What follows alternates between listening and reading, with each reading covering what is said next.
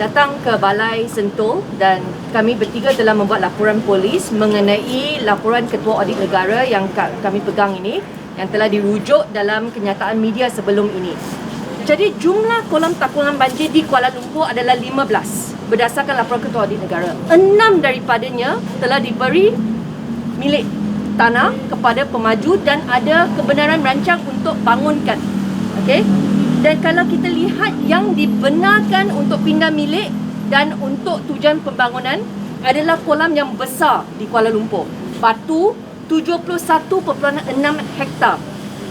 Nanyang Delima Taman Wayu, kalau kita tambahkan keseluruhannya agak besar juga, melebihi 50 hektar. Okay? Jadi ini bukan kolam kecil, ini semua kolam besar-besar untuk tebatan banjir di Kuala Lumpur. Bermaksud dia ada implikasi yang besar. Itu sebab laporan Ketua Audit Negara, rumusan mereka adalah pembangunan ini akan menjejaskan flood mitigation system di Kuala Lumpur. Ini fakta. Ini telah berlaku minggu lepas. Okay? Jadi tak perlu kita kata tak akan berlaku. Ini sudah berlaku. Jadi saya minta Perdana Menteri kena masuk sekarang dan bagi maklum balas kepada warga Kuala Lumpur. Kerana kalau Menteri kata dia nak cek fakta, jadual 8 jelas menunjukkan pegawai pengawal. That means the controlling officer yang mengawal tanah ini. Dan kalau kita lihat untuk nombor 3, Batu. Okay, pengawalnya KSU, Ketua Setiausaha Kementerian Wilayah Persekutuan. Macam mana Menteri Wilayah boleh kata cek fakta? Takkan dia tak tahu? Pegawai pengawal untuk Batu, KSU, Kementerian Wilayah Persekutuan. Ini fakta. Jadi Menteri pergi baca, pergi cek fakta sendiri. Jangan minta kita cek fakta. Kita sudah baca. Okay, ini dia. Pegawai pengawal KSU, Kementerian Wilayah Persekutuan. Satu lagi, itu untuk Menteri sekarang, Syahidan Kasim, untuk baca laporan. Keduanya, saya nak tanya, tarikh beri milik ada 2 yang telah berlaku tahun 2020. Itu masa lockdown. Itu masa COVID, pandemik. Tahun lepas. Okey, banyak tak boleh berlaku. Banyak urusan semua kita PKP lah, PKP 1, PKP 2, banyak sangat PKP.